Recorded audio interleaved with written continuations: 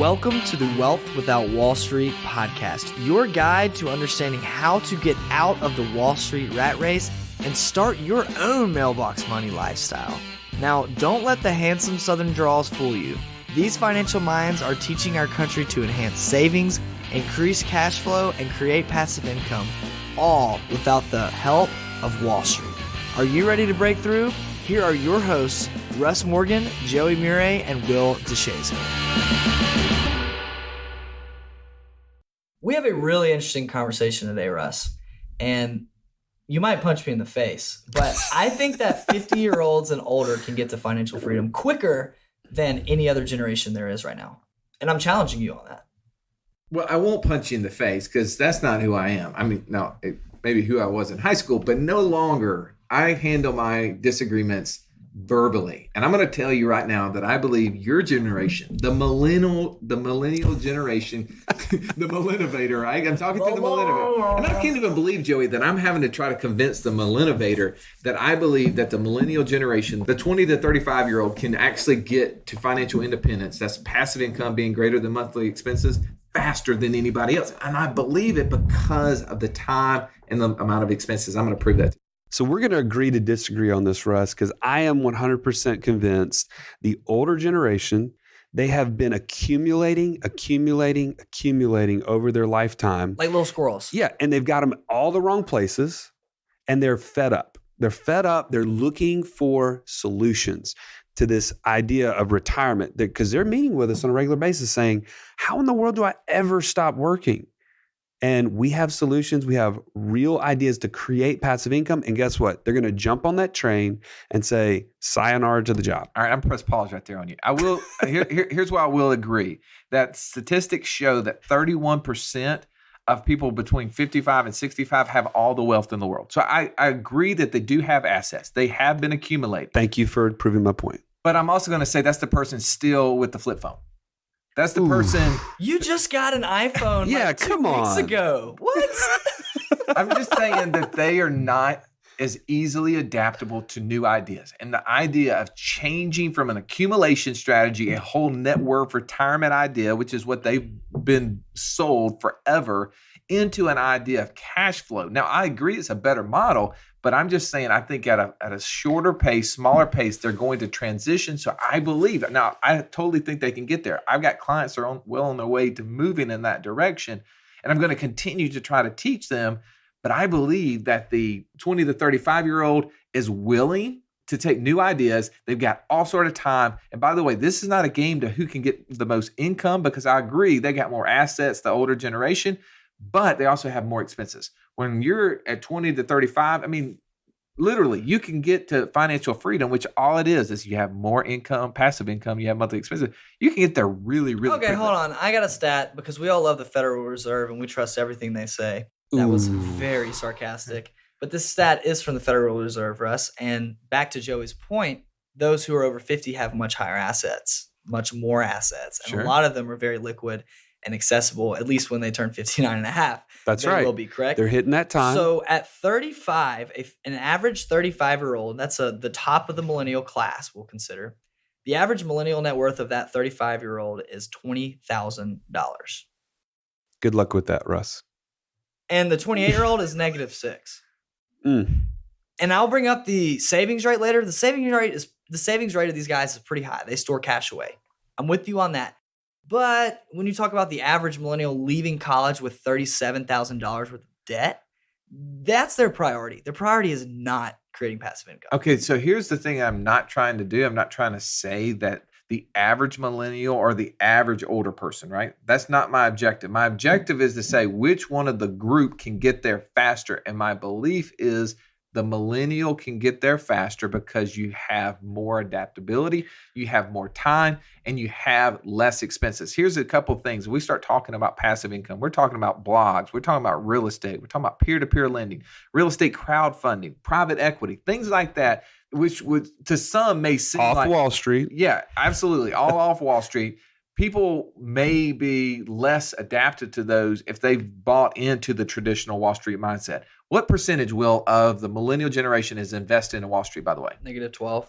Yeah, they're not there. They're not there. It's 15%. I saw the stat. Right? It's like 85% of millennials are not invested in the stock market. Unless you consider Bitcoin.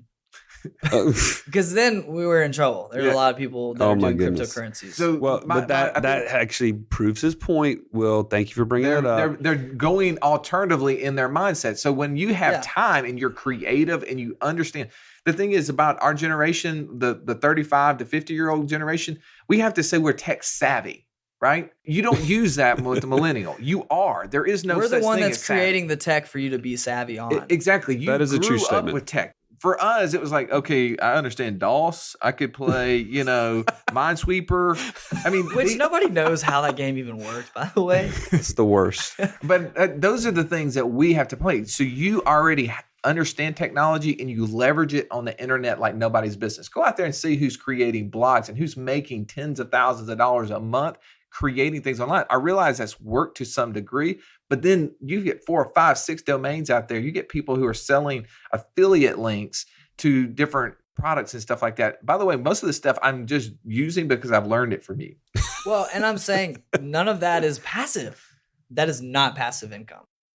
Okay, well, by the way, what is passive? What is something that you absolutely do nothing for and get income on?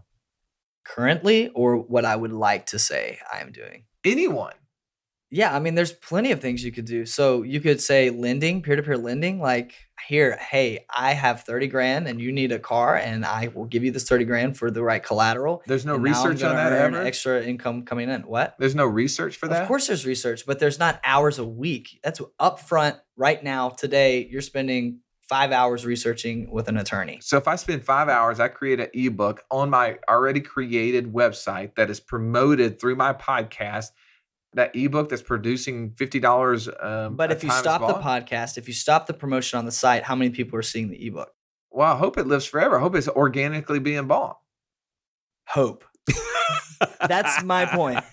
Listen, you make a great point about their ability to accept change. I'm in for that one. Accept, or they're adapting. They're willing, because you know what? They've lived through crashes after crash with their watching their parents or their grandparents suffer and seeing legacies dwindle before their eyes. So they are definitely open to different ideas. I get that. I 100% get it. I think it's the number one generation that's like upfront about wanting to have. They're like this thing is busted and we got to change it. But let me throw this in. The 50-plus-year-olds, they are at that point nearing the end. They're looking down the tunnel and they're saying, okay, I've spent my whole life doing what everybody told me to do. And they're no closer in their mind to being able to take their foot off the pedal at their workplace and retire. And they're like, part, they're just not listening to what you're saying right now because this is a podcast. Hey, this thing is growing in that segment. If this was a ham radio, you gotta have a chance. Unfortunately, Apple has done a lot of updates, but that's not one of them quite yet. Is getting the demographic. But I do agree with you. I'm not sure that there are many. I'm sorry. I'm just hammering the point. But nobody. Here's the thing: that nobody in this group then is arguing for the 35 to 50-year-old. Which, by the way, when I was out in Arizona last week, I posed this question to several people, and they kept coming back to me saying the 35 to 50-year-old is going to get there because they have the greatest incomes and percentage of assets. Because actually, for the 35 to 50-year-old, they have about 25 to 30% of the assets, where the 50 to 65-year-old had about 30 to 35%. But they also have like significantly higher expenses than anyone. Huge. That's what my point is. That just ties your hands. I mean, good luck, guys. Well, that's your avatar, right? I have 4 kids, right? I'm speaking to the 2 that are going to have the hardest time. Well, maybe it's harder for us to see it because we're in the middle of it. I mean, when you and I started talking about this, Russ, a couple weeks ago, we brought it to our office, and guess what? Everybody thinks that someone else has a better opportunity than what they have. I will agree to that. Okay? Yep. It's that whole idea that the grass is greener on the other side. Always. And that applies in all different places. It certainly applies in this. So obviously, we're passionate about uncovering ways anybody at any stage can get to passive income greater than monthly expenses. Well, I want to say this because I do fall within that 35 to 50-year-old crowd, and I'm closer to the 35-year-old than I am the 50. I know that you guys see me as a senior citizen of the He's group. not lying. I can vouch for Thank you for clarifying that, Russ. But I will say this is that, I do think I'm obviously motivated. I'm moving in that direction, but also I see the challenges that I'm facing. I've got 4 kids. Now I have 1 doing swim, right? I have 2 doing tennis, and I have a 4-year-old that's just going insane. I mean, it is like, just go home and help my wife figure out all the things that he broke throughout the day. Now, I love the kid to death. He's 4. I was doing the same exact thing. But when you have a business, you have 4 kids involved in all these activities, it's hard to think through, how am I going to do something else versus just plug and play? Like, do the same thing that everybody else is doing, which is why so many people are caught up in Wall Street. But how do I do that? I just think for that person, it's harder, not only because they do have higher expenses typically because of that life phase that they're in, but they have so little time to devote to it. Yeah, I would add to that this is probably the most expensive time in our lives. This is Absolutely. Leading up to college and then in college. I mean, we have so many clients that are trying to find ways to help their kids get through college without coming out with burdening them. Like you mentioned, millennials coming out with $37,000 in student loan debt. So this is a very expensive time in life, which again adds to my point that 50-plus-year-old, they've got kids potentially moving out could be of possibly college, paid off at moving that out. point. Yeah, they've been doing good on trying to pay their mortgage off. So guess what? Their expenses are dropping. Their assets are typically large. They've accumulated. And let's add to that, they're not just starting a business typically. They're typically at a mature business that is potentially sellable, or they can turn it into a passive business at that point. All right, so here's where I'm going to go back to the 35 to 50-year-old, because you and I had lunch with a guy yesterday that would fit in that crowd, right? I mean, he's closer to the 50-year-old range than he was 35. But here's one of the things that he did say that I would say, if I wanted to put him as a potential to get there, because he's in all those things we were talking about as far as owning business, having lots of kids, but he also mentioned the opportunities that he's exposed to. That is true. And I will say, I believe the 35 to 50-year-old group is going to be exposed to more opportunities because of where they are in life. They do have friends who are successful, who are business owners, who are looking at opportunities. And so there's going to be deals. I mean, like a deal that he shared with us, I mean, it was pretty sweet. And I'm hopeful that he's going to let me get involved with him on that deal. Yeah, we got to get those guys on this podcast for sure. But that's one of those things where I'm like, oh, well, yeah, I mean, you got exposed to an opportunity that maybe the millennial wouldn't get. That's a very good point. But are their hands tied?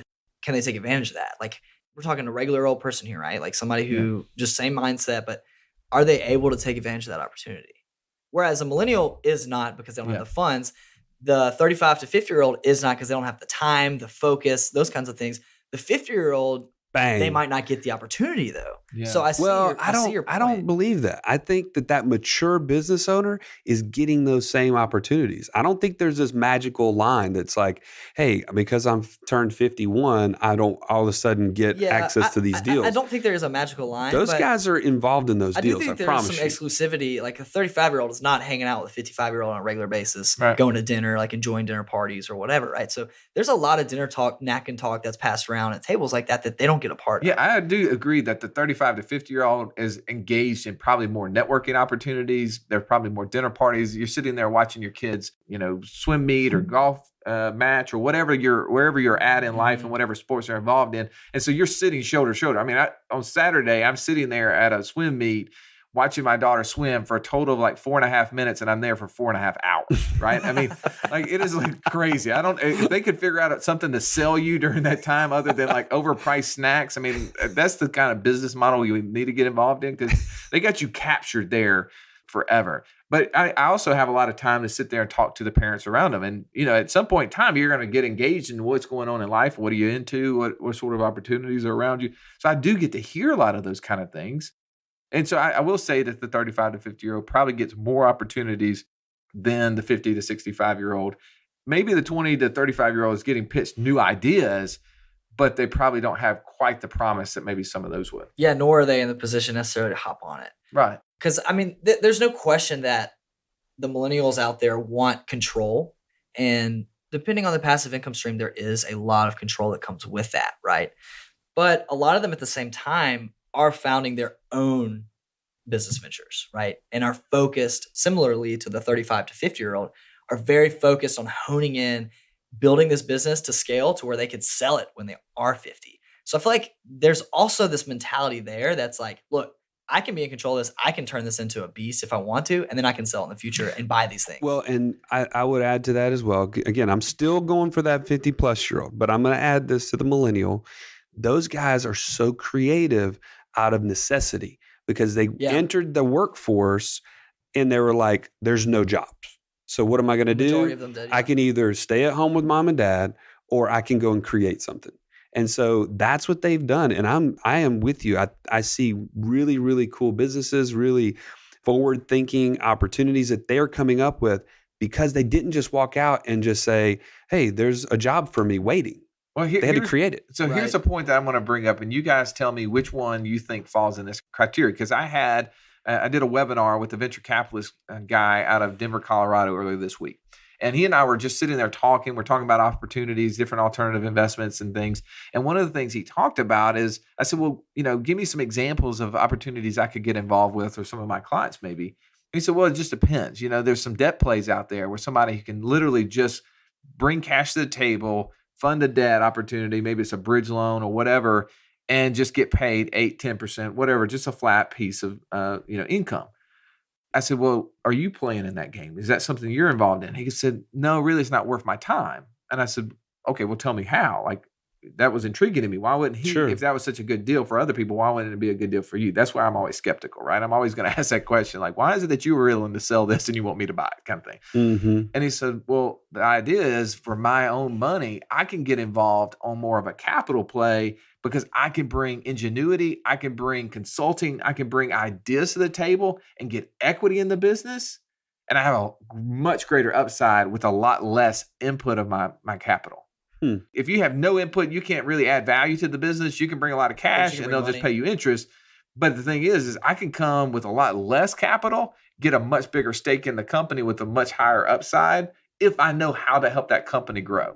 So to me, which one of the groups, the 20 to 35, the 35 to 50, or the 50 to 65, brings that value to a business who's maybe in that Kickstarter phase or who's in that, that early growth phase, who's ready to take off and needs money, but is most importantly needs somebody just to help them navigate. I think it's the field. I think it's no doubt the field. If you're talking about tech or if you're talking about like viral growth, then it's probably that young generation. But if you're talking about more of a traditional business, then you want the wisdom. You want somebody who's been there and done it. So you're going to say 50 plus, C-level executive. Exactly. No question. I think it's all about the field. If I'm running a tech company, I'm not going to bring on a 50-year-old from Massachusetts to help me. I'm going to bring on a 34-year-old stud. Why is it the way he said Massachusetts? Out of San Fran. Why has it got to be Massachusetts? Like, you don't think the guy from Worcester Mass can pull off? The only reason I say Massachusetts, this is actually a fun fact here for you guys listening. 16 of the 25 windiest cities in America, Massachusetts. I heard that on the radio this morning. That's Massachusetts is state, though. Yeah, 16 of the top of the cities. Oh, I never said cities. Gotcha. Okay, 16 cities out of the top 25 reside in the U.S. Reside. Yeah, in the well, I lived in Dennisport, right? I lived on the Cape for one summer, and I will agree. Was it windy? It was definitely windy. But they would say, oh, by the way, be careful. Don't go outside. It's a high humidity day. You probably want to stay inside. I walk outside. This is like the best fall day I've ever had in Alabama. But so I think it depends on the industry. I do think there's value on both sides. I think the 35 to 50-year-old might get lost in that category, though. Right. They may be the ones seeking. They're starting to be successful in businesses potentially, but that older, wiser group, even if you have let's say a tech company, you might still look to that person to come alongside you to help you run the company. Depending on your needs. Right? Yeah. I mean, you may be great at creating tech, but not knowing how to run a business. Here's what I'm gonna move into this so we can go into application, because people who are listening to this are saying, okay, yeah, I agree with one of the two of you. They're probably saying, Russ, that guy sounds a lot smarter than the other two. Yeah. Mm-hmm. I'm gonna agree with him. But at the end of the day, okay, if I fall in one of these categories, how am I going to get to that financial independence mark? So I want to address that part for the last part of this podcast. And here's where I am, I think, on the 20 to 35-year-old. I believe that if you understand technology, which the majority do based upon my experience, that there's effort and time that you can put in on the front end and looking around what you do. And maybe, obviously we're in finance, and the opportunity for us to speak on finance, to create a blog, to create a podcast, to start promoting that out there and have the ability for other people to go, man, you guys are talking about something I'm interested in. Can I market? Can I advertise on your site? Those kind of things, obviously, that's where Facebook started, right? And the ability to create something that somebody else is interested in and is willing to pay you to market on, or willing to buy because you have an expertise in something. I mean, I was reading this blog earlier today by this guy who had come up with a way to create a blog, and it was all on leaving a company and what that looked like. And he wrote a 150-page ebook, and he sells like 50 copies of it a month for like $35. I mean, you start doing the math, it's like that's a pretty simple way to create passive income. So I'm going to start with that and say, if you're in that 20 to 35, be looking for areas that you can add value in, that you may not have to have a lot of capital to get involved in, but just creativity. I still got to say that's not passive though. I struggle with seeing that as being passive. I think that there are places like you as a millennial could invest in someone else's company or be a part owner in someone else's company as a like consultant, like you mentioned. But I still think that driving traffic and like that kind of thing, that takes a lot of effort. That's like no different than saying like, I'm going to continue to build. That's just another revenue arm of a business. But could I not pay somebody to do that? To do what? To do all the marketing, to do all the heavy lifting within that. But millennials don't have the money to pay somebody to do that. If you have income though, yeah, you may start it out with effort. I think savings is the basis to everything, right? So and having access in to the that. Races, I think you have to create active income in order to create passive income. So I agree that they need to start doing it. You always need to do the hard work on the front end just so you understand what it is. It's like whenever we were in school, we had to learn long division. Like seriously, when's the last time you did long division? I don't know how to do long division anymore. You use a calculator, right? But you had to understand what the math was behind it. I do think that that's what you have to do.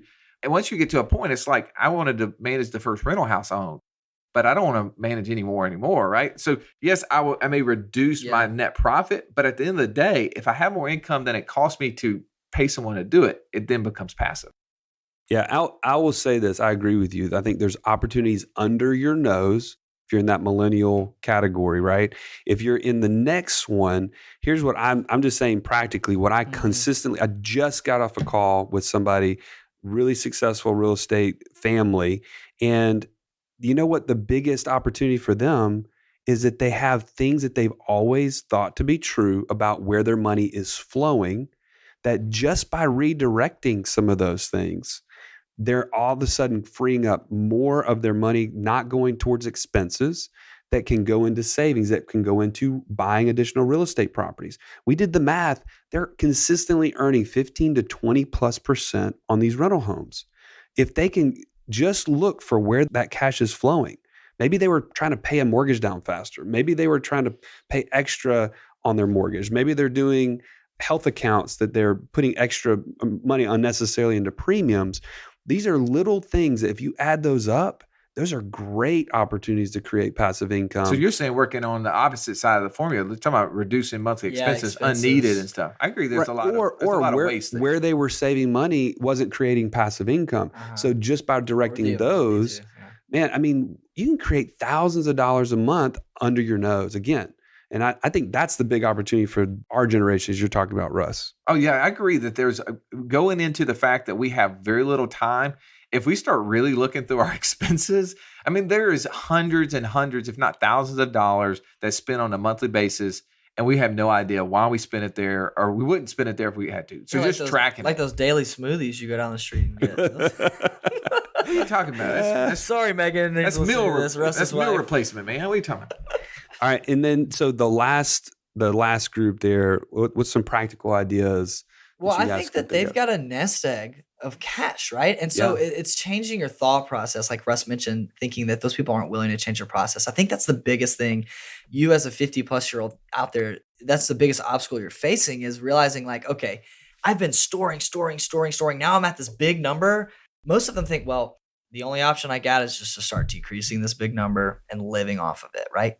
That's not always true. There are places, practical places that don't require tons of energy, tons of effort to learn, to store cash that continue to give you money on the back end. Well, That's passive income. Well, I think a That's great right. example of that is my father-in-law. Whenever they took over my wife's dental practice loan, to me that's the simplest absolutely. thing. And that's where if you're in that 50 to 65-year-old market, you probably have a child who's a business owner and who are using money. Even if maybe you have a kid who's this millennial generation who still has huge student loan debt at 6.8%, and you got cash just sitting in low interest bearing accounts.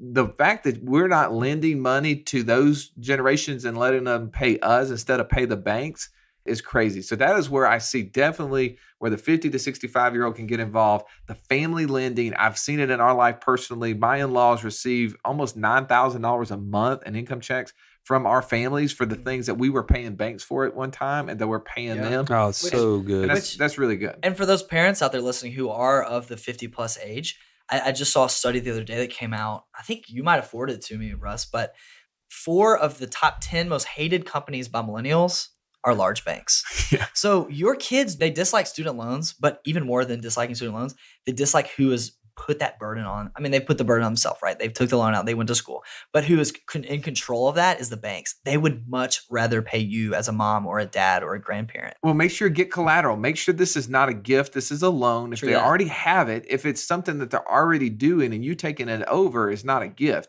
Now, if they come to you and say, hey, mom or dad, I need $50,000 for whatever, more likely that's a gift and not a loan. But I would say look for opportunities where your kids have businesses, are very successful, who are already making payments, mortgage payments, student loan payments, whatever it is. Loans, yeah. All these things where if you have capital, especially if you have capital sitting at a bank at low interest rates, all the bank's doing is turning around and lending your money to the kid and they're making all the interest. So why should you not keep that in the family? I agree that that's a great way for them to get involved and create passive income to get toward that financial independence. So it sounds like that we kind of agree to disagree. Joey and I think the 50-year-olds can get to financial freedom easiest, quickest. Russ believes that the millennial generation can get there easiest and quickest, but we all do agree that it's a shift in mindset, right? Yep. You've got to creatively be thinking about places, seeking places that you can earn this passive income and going against the grain of this traditional model that's pushed down our throat. When you get outside of the realm of Wall Street, opportunities will find you. That is a 100% certainty. I will promise you that if you start to challenge those things and think outside of the box, opportunities will find you. Just like you just mentioned, that's so critical. Banks are right between you and your kids.